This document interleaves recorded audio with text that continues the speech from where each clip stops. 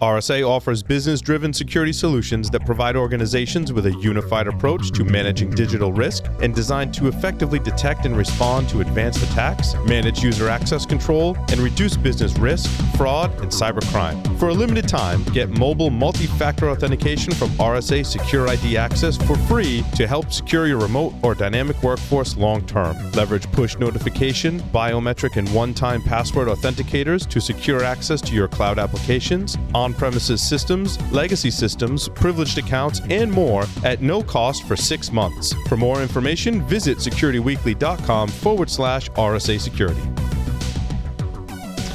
Welcome back to Security and Compliance Weekly, episode 36, where we've been talking, we've been free-for-alling with the PCI Dream Team. It's been a great conversation so far, and there's so much more to say because we're just scratching the surface. Before we jump back into it, we do have a few announcements. Security Weekly is an official media partner for Virtual Black Hat 2020.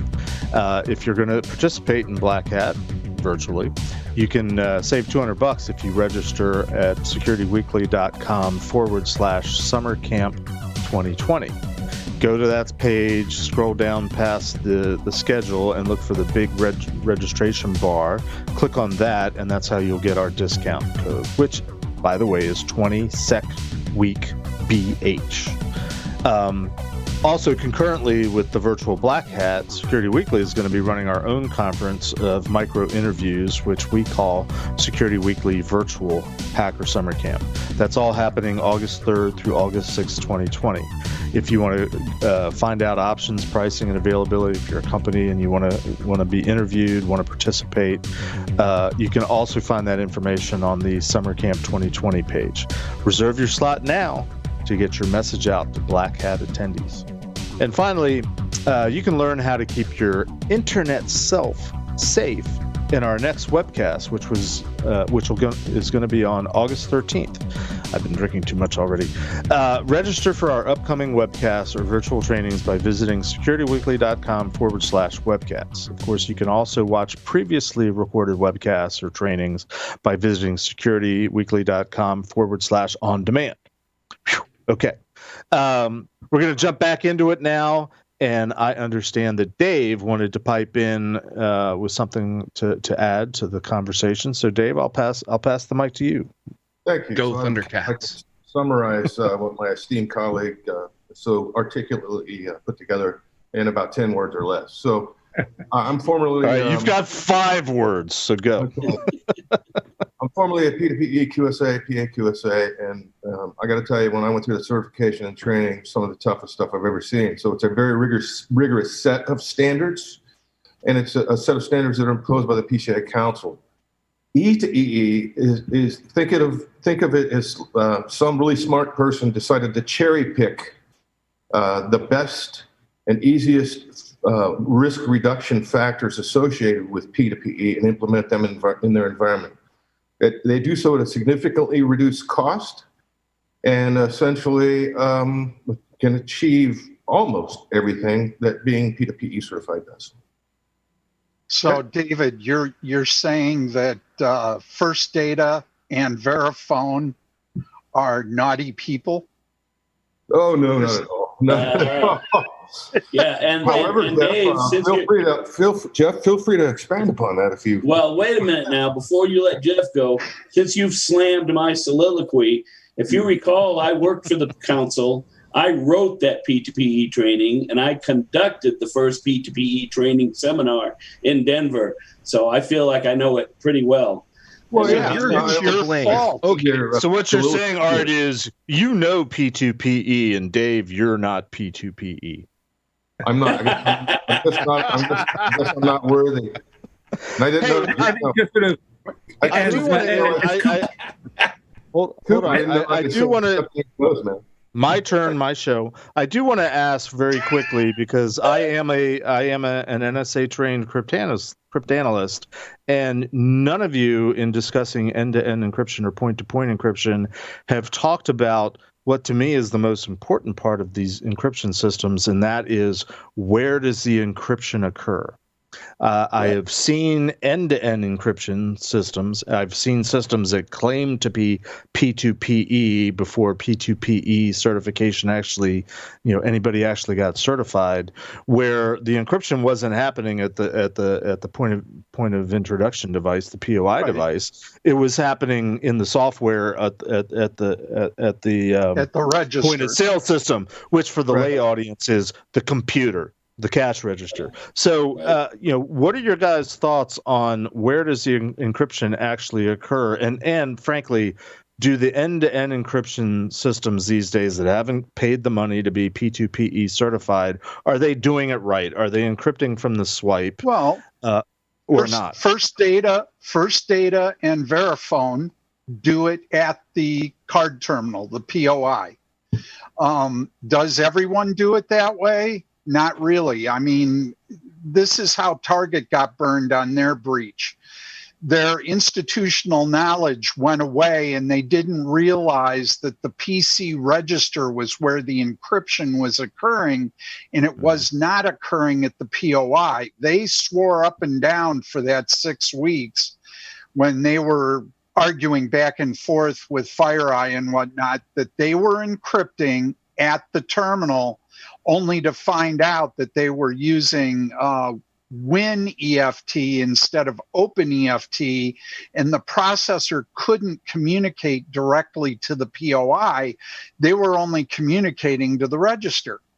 It's a common problem that shows up. Nowadays, I can't think of anyone that hasn't implemented end-to-end encryption from the POI. Well, I've actually seen some subtleties. Hey guys, go ahead.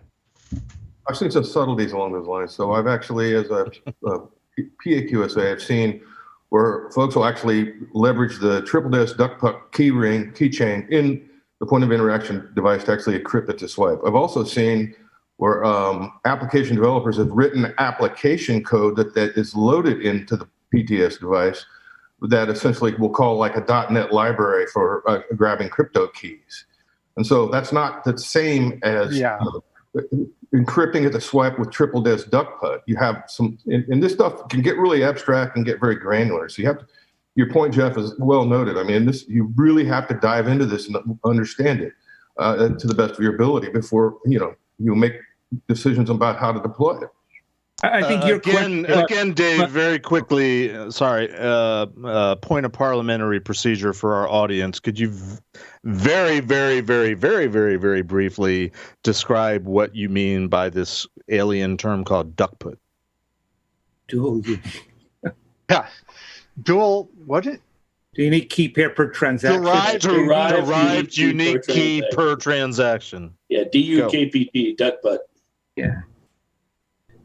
The way duck putt works is the processor downloads a base key, and the processor and the POI agree to an increment value. So after every transaction, the key gets incremented by 3 bits, 8 bits, whatever. And then they each have the new key after every transaction. The problem with it is while you can still technically run duck putt with DES, not acceptable. In my view, you want to use AES, but there are still a few gas stations, convenience stores out there using duck putt with DES, which everyone knows 56-bit keys are worthless. But they allow it because the incremental factor, if you don't know what that incremental factor is, you're still going to have to break every key for every transaction. Yes. I was going to say, Coop's soliloquy plus your question is a good point, is that, P2PE and end-to-end encryption, the configuration guides are extremely detailed and long. And the point being is, if you want to try to attack AES, and crack it, you can, but it'll probably take you, 4 billion years. But if you want to attack a system, you go to, misconfigurations. You go to Target where they do it wrong. And even, your question, really was reminiscent of a NSA analyst. Is, where does the encryption occur? Because if you're going to try to attack it, you want to do it before that, where it's still in plain text. So there is a lot of nuance there, because these are very complex systems, prone to break. And at the end of the day, the AES 256 is for the most part unbreakable. It'll take a few billion years. So what are you going to do to get around that? Attack configuration, attack the clear text. So that that adds to that attack vector. Jeff should know this, being an NSA guy. Don't bother with breaking the encryption. Yeah. Load your malware on the device you want to compromise and go after it at that point. That's how everything is done with smartphones today. You compromise the device. I can neither confirm nor deny that I know that already. You guys keep making fun of my soliloquy. I challenge you three to explain the differences between E to EE, P to PE briefly. I can explain P2PE in 25 words. Yeah, it's like fellas, if you don't difference- mind, I'd like to take the discussion. This is John Snyder, the hacker's lawyer. Watch out, we're going to sick a lawyer I wanted on to you. sort of touch upon the... Oh, I'm scared. You want legal? yeah. Because this is how you get legal. So, all right. So through, best of intentions and best of practices, you can still get hacked. Yep. And when you get hacked, as night follows day, if you're a big company, you're also going to get sued. Not just the company, but the officers and directors, because they were negligent in not protecting the data. So my You're question assuming is, they were negligent. And by the way, just complying with PCI standards in most places does not mean that you're home free. You can still be found negligent. Yep. Absolutely. You are correct. If you have a good enough lawyer. I believe the state of Washington is an exception, but other than that, and so the question I would pose, because I saw some comments in the Discord about, why isn't there a federal law on this, and what is the law on this, and to a very great extent, the law is going to be whatever judges and juries decide reasonable is, and so. Within your world, is simply following the PCI standards considered enough? And when you talk to risk management people and legal people, what is that dialogue like internally? Well, you can I argue think, that. It depends on the jury. What's the jury going to say? Exactly. Most jurors don't understand how to use their phone correctly, let alone talking, incredible. Well, I think I see the point that you're making, and what I always tell my clients is I go back to my floor and my ceiling. We're working to get to the floor, and then every year after that, when I come back here, we're moving toward that ceiling. And what I've always said is, if I can see every year that my client has not only met and or exceeded the standards that year, but they're continually improving on their security. And so to me, is it enough? Yes. And I've testified in court, and I've said, when I've testified, they were meeting PCI and they were working to do things above and beyond PCI. So as a security professional, as far as I was concerned, they were doing as much as they could do at that point. And in the cases where I've testified, the jury has agreed with me, because I've explained it clearly to them that there's not much more you can do. They're meeting PCI compliance, and they're constantly building up their security to make it like an onion with layers and layers of things that have to be peeled off to get to the data. And they're doing the best they can, and they're not sitting on their laurels. And I think that's the part that you have to explain to the jury if you're there, or if you're the legal representation for that merchant. I think just two nuances. One thing is if you don't mind, as a trial aspect. lawyer, I got to say this. As a trial lawyer, I've tried cases in front of juries, and I would say to everybody in the audience, when you ask yourself, what am I paying for when I hire these guys? What you just saw, the ability to explain, if necessary, to a jury, they did everything that they could do, they continually improved. That's what you're paying for, because that is worth infinite amount in terms of risk management. Just an observation. It's called security organizational maturity. Mm-hmm. Yep. Yeah. I think there's, one nuance point also is people call, PCI a law, they call it a regulation. It's not, it's a contractual obligation. And, everyone is going to get breached. Even if you're the safest driver, people get in accidents. But the point is, explain it to the jury. We did what we could, but there's this thing called, 0-day attacks. There's things called a rogue employee, but we identify it very quickly and we shut off the systems, etc. So it's a matter of, how defensible a position you have, because there's people who were caught in a breach with their because they were utterly incompetent, and there's others who are victim of quite aggressive attackers and nation states. So at the end of the day, how well could you defend yourself against an aggressive attorney?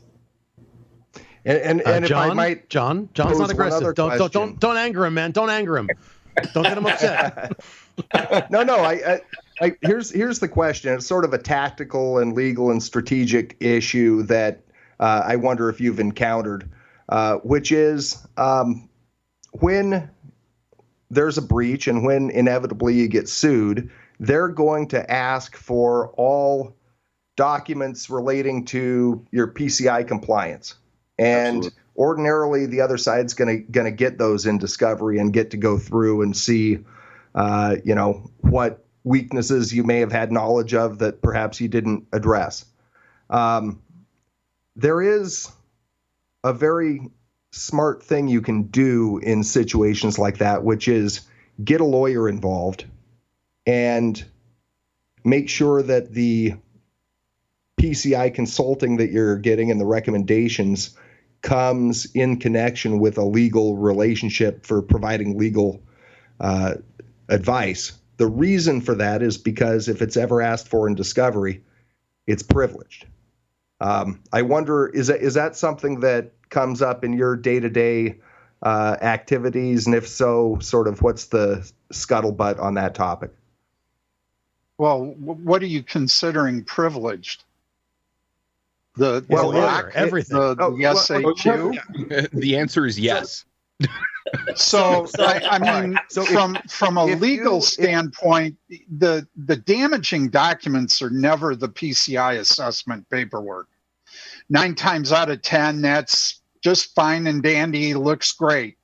The thing that really screws everybody over is the forensic report that comes out of the breach, because what you find out there is yes, while they were getting log data, nobody was minding the store and watching all the alerts because there were 50,000 of them a day and they were blowing off 95% of them and blah, blah, blah. I mean, this is the problem that comes from these. And a lot of those things in the forensic report may not be germane to the PCI breach at all. I mean, the fact that they weren't looking at alerts in a timely manner, for example, may or may not have anything to do with the fact that they got breached because of the way they did get breached, which was not generating any meaningful log data to have anybody be worried about it. So, it takes somebody to sit there and say, this is what's relevant. This is what the forensic report really should be looked at for, and the rest of this stuff is extraneous. Yay, glad you could tell us this. We'll go and fix it. Well, So whether or not something's one thing that's very important to do when you're producing reports like this is to do so knowing whether it's a document that will eventually be turned over to your adversary, or whether it's a document that's going to be under the cover of privilege. And generally speaking, if a client retained me and said, I just had a big data breach, I would then, as a lawyer, go turn around and hire you guys and say, please advise me as a lawyer on how to advise my client. If I do that, that's privileged. And if the other side asks for it in discovery, the answer is no. If you do it outside of an attorney-client relationship, then it will be subject to discovery. Here's the problem with your logic. The problem is the forensic report goes to the brands. That's right. And the bank. And that's right. And their contract they signed to process cards may have a waiver in there that says, in lieu of a breach, you lose all, you lose his right to silence and privilege. Yep. Entirely possible. One of those, but I bet it's in there. Yeah. As I said, PCI is a contractual agreement, and if you look in those, in the minutia of that contract, a merchant, a service provider, when there's a forensic issue, they lose significant amount of rights. So once again, is that and you have to use an approved forensic examiner approved by the council, and in their contract, they have to share the output of the reports from them. That's right. And look, every case is if you look at some unique, of those contracts. Right? My only point is to sensitize people to the issue, which is, because people often don't think, okay, a breach happens, we do a report, and then there's about 67 more steps that happen in terms of litigation. And so, I'm not sitting here telling you do one thing or another thing, merely keep the issue in mind. Well, I think you make a good point. I think you make a really good point. I've actually worked on 4 breaches with 4 separate attorneys, and one of the things that I did, and I think it drove that attorney or drove those attorneys nuts. Every time we'd have a conversation, I would always ask the attorney, "Is this between you and I, or is this going outside of that realm?" And those lawyers would look at me and go, "Well," and I would say, "No, that's not an answer. That's a yes, no, or maybe." And so your point is well taken with me. I've testified in court many times. I recently testified in Los Angeles for a case where I knew that this client I had was a bunch of crooks, and I knew it when I went out there years ago, and I had reported it and then kind of forgot about him, and then all of a sudden the state of California went after him. And guess what? They dug up their old PCI report that I had written back in like 2007 and then contacted me. And I said, "Oh, those guys, you're finally getting around to locking them up, And the guy goes, whoa, whoa, whoa, whoa, whoa, So I mean, every time I'm in front of a lawyer, and I have nothing against lawyers. I have family members that are lawyers. But I always say, okay, are you writing this down? Are we recording this? Is this between you and me? Or is this becoming a matter of record? That's the terminology I use. Because once something, I'm an old Air Force intelligence guy. If something becomes a matter of record, then that means you're screwed. It's out there. Great stuff. Yeah, go ahead. No, great question. Great. I'm glad you brought it up, and most people aren't aware of this. As an example, though, the way a breach goes down is the card brands play shotgun. So I had a client with a retail operation, actually a couple of them in a Midwestern city. A breach occurred, and the people involved, their cards had been used at various and sundry locations, of which my client was accused of being the point of the breach. And this went on. They had to go through a forensic exam at the 3 retail locations in this city. They went through it. We couldn't find any data there. It went on for months, and lo and behold, it turned out to be an ATM at a convenience store where the kid on duty overnight let his friend put a shim inside and a skimmer inside an ATM, one of those little cute standalone one-armed bandits that you see in a convenience store. That was where the breach occurred. In the meantime, Visa and MasterCard had ratted out my client saying, "Hey, they're the big bad guys," when it turned out to be nothing. They had to go through the expense of a forensic exam, and then it turned out to be somebody else. Did Visa and MasterCard say anything about that? No, not a word. Never apologized to my client, never reimbursed them for all the headaches they went through to prove it wasn't them. And so this is how the thing works. Their systems are good at tracking down that a breach has happened, but locating who's at fault, that's a shotgun approach based on where people use their car. I will tell you, because I had the question when I heard about just how aggressive these credit card issuers can be. whether anybody ever litigated it. And it turns out a company called Genesco, which is a shoe Must have company, lost them. got dinged for $15.4 million in fines from the credit card company. Apparently, they settled it and got $9 million of it back, but that's still $6.4 million. So apparently, it can be litigated under some circumstances, but you'd probably have to be a pretty big player to do it, because you don't want the bank just to decide not to do business with you. Yeah, and it's a small world. If you're a merchant and you're going out doing bank shopping, it's a nightmare. I've seen that. I've had 2 clients over the years, and they were actually pretty large level 1 merchants that we've all used our payment cards at, and they had troubles, and they got in trouble with their acquiring bank. It's both of them long stories. And then what was sad to me is every time they try to contact other acquirers, the acquirers were giving them these horrible exchange rates, like, oh yeah, well sure, we'll take you on, but we want 80 cents per dollar for each transaction or something foolish, And then the merchant sits there and and I wish these horror stories weren't true, but they are. And then the merchant sits there and has to make this decision. Damn, do I pay 80 cents per dollar on a payment transaction? With a $50 cap, it might be the first 50. But the thing is, they have to make a decision. Do I take that and still be able to take payment cards from my customers, or do I keep fighting? And, some public lawsuits that you've probably seen, my good friends at Kroger, I love them. And my good friends at Walmart, I love them. You can Google these cases. Walmart and Kroger have been going after Visa left and right on some of their foolishness with the debit cards and the chargebacks and some of the things that, quite frankly, are not the merchant's fault. And I like it when the merchants take on the payment brands. Now, I also like it when the payment brands are right and they take on the so-called bad merchants.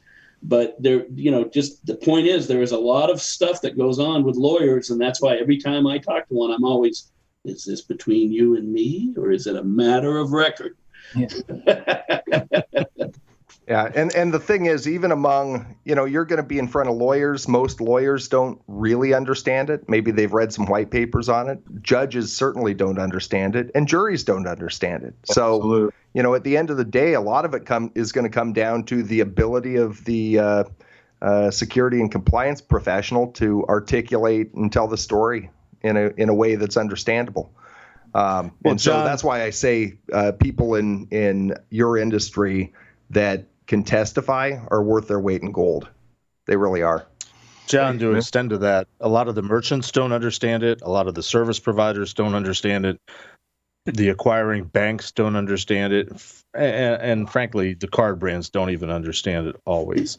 Well, and Jeff, you bring up disagree a good with point. me or agree with me, PCI. Think spaghetti, and that's, it's a very complex, in some ways, incestuous relationship with fees upon fees and hidden fees. And sometimes you need a forensics examiner just to understand the contract.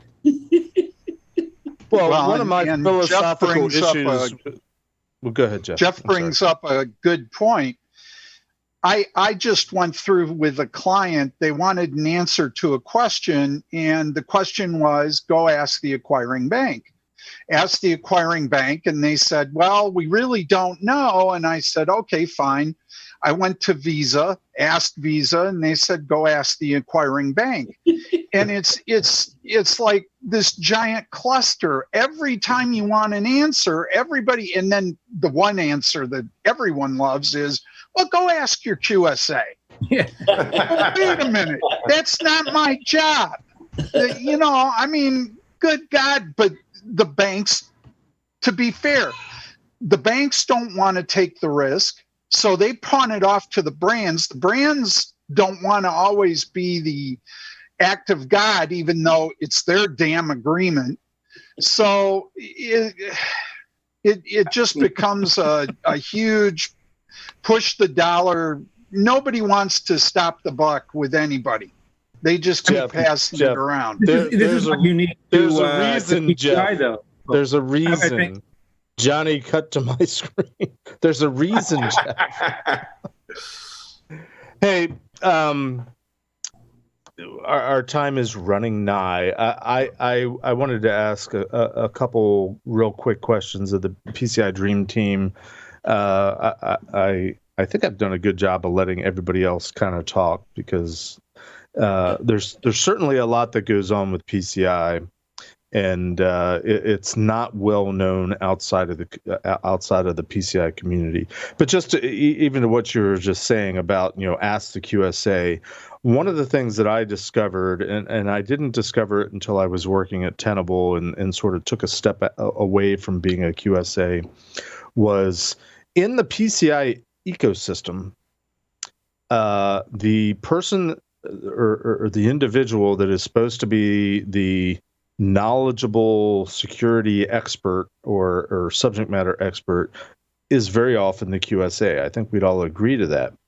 What I discovered, because I ran a bunch of the numbers, was that in terms of all the companies, all the organizations, all the merchants and service providers that have to do PCI, a good 99%, because they're small, don't technically ever engage a QSA. How does that work? How do we make this? It doesn't, and and you have just, to me, that is the Achilles heel. And as a former member of the PCI Council, I want to say that the folks there are just regular folks trying to do a good job, and they're trying to put out information, and they're trying to keep people up to date on it. And unfortunately, because they are so open with the standards as far as publishing them and everything like that, anyone can hang a shingle out and say that they're PCI experts, and they go download the standards and they read them, and then they go out and they charge people money to supposedly be the PCI expert. And it doesn't work. That's just it. It's sad, in my opinion. I mean, life is like that also. I mean, there's plastic surgeons. You hear these stories. They're just regular MDs and they don't have experience, and they do these procedures, and the people come out disfigured. But companies should, at the end of the day, a QSA is just an external expert. Really, the key is to have an internal expert. Someone who knows the systems and really understand it. There's nothing secret about PCI. Everything is open and published. So there used to be a store in New York, Sims, and they said an educated consumer is our best customer. So if you're a QSA, an educated merchant, is your best customer. Is that you bounce ideas off a QSA, but internally, you should have people who understand everything. It's validated, it's documented, everything's in place, and the QSA comes in and just validates that. But if you're constantly going to a QSA to ask basic questions, then there's a fundamental problem there. Yeah, absolutely. Last question. We need to have you guys back, because we can obviously keep going. So maybe we make this a once a quarter thing or something like that. But one episode is not enough to contain us. So. No, it's not. But I have to work on my soliloquy. As one, I'm never going to live that down. As one former QSA to a bunch of QSAs, and I've listened to several of your other webcasts. Clearly you're knowledgeable. Clearly you guys have deep backgrounds. I infer from what I've listened to and watched that your focus is fairly heavily tilted towards the technical solutions. Mike, and I happen to, for better or for worse, sort of look at the softer, more process documentation oriented part of the PCI standard as thinking that's the part that's too often sort of glossed over and treated as compulsory, and it seems like, well, let's worry about making sure the technical controls are in place, at least for this minute during an assessment. My question to you is, to any of you, is what are your thoughts on sort of the weighted value, the emphasis on what I would call the softer part of the PCI standard, the documentation requirements. Do you have policy standards and procedures and actually written down versus the actual requirements that look more to a technical control or a configuration or something being in place? Any thoughts on that from any of you? Well, I mean, the airlines have proven checklists are worth their weight in gold. You want to tell a person how to do their job, whether that's log review or running the daily batch, whatever it might be. You need to have it written down and make sure the people follow the steps. This word of mouth game of telephone that a lot of organizations play, and then they go, well, we have a process, and you go and say, well, great, where is that written down? Well, it's in Confluence. And you go into Confluence and you go looking for it, and it says do the daily work. Well, what the hell is the daily work? Well, you're supposed to know it. It's intuitively obvious. Right. No, it's not. So I think you bring up a really good point. With my clients, what I always do is I say, okay, so let's take a look at these P&Ps, these policies and processes that you have. And, when I go around and I perform my interviews with clients, I keep them at a different pace than probably other QSAs, because what I like to do is have them talk me through what they do, and then I have the policy or the process document there with me. And it's been my experience, and I don't think this is unique, that a poorly written policy, if it's being used and adhered to, is better than when I go into clients and they have these fancy, slick Archer systems and these big, huge policies and processes. And I mean, they've got it written down like 800 steps to make a peanut butter sandwich, but nobody's following them. And I ding them for that. I go, yeah, you have great policies. Nobody reads them. Nobody follows them. So to me, I'm always more interested in that human part of it. The PCI folks, when they write the standards, they always say it's people, processes, and technology. And for some reason, people seem to forget the people. And that's the thing I'm always more interested in. I'm always more interested in talking to the people that are going to be doing or are doing these things daily, weekly, monthly, quarterly, what have you. And then they explain to me how they do it. And then, okay, good. And then I try to find the documentation or in the documentation where that's backed up. And then actually ask them, okay, so are you following this? And so that's I think you bring up an excellent point. That's something that I think a lot of folks miss. I've probably missed it myself from time to time. I think you opened the conversation with the security versus compliance, and then sort of at the end also we're talking about policy and not policy. In some ways, having good policies and they're not being followed, I think that's something an attorney would jump on, saying, hey, you knew about it, you should have done it, and now you're derelict. But so too is everything. The two go together. And as Jeff said earlier, checklist work. I mean, about 10 years ago there was a book, The Checklist Manifesto, and they found in hospitals a lot of surgeons who had 20, 30 years of experience in the OR. They were not doing the protocol to do with scrubbing into an OR, and they found that by following these checklists, the mortality rates actually went down. And so clearly, you need a checklist. A lousy surgeon is not going to do good for you. But at the end of the day, good checklist, good people, good processes, good technologies, good people. It really is a good perfect storm, and that's when they really should go together. Humans will always be the weakest link in the security chain. That was concise, not a soliloquy. Okay, I see. I am not worthy.